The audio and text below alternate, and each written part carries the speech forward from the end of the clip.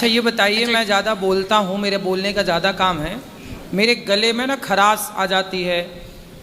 मैं जैसे आपको आज सुबह मैंने बताया कि मैं कफ प्रधान हूँ, कफ ज़्यादा है मेरे शरीर में, तो क्या करें? लौंग और छोटी इलायची दोनों को भून लो तवे पे। हाँ। और उसका पाउडर बना लो और उसको चाट लो सुबह शाम, बस 2 ऐसी टाइम शहद लगा के ऐसी चाट लो, नहीं तो अगर नहीं तो शहद के साथ चाट लो।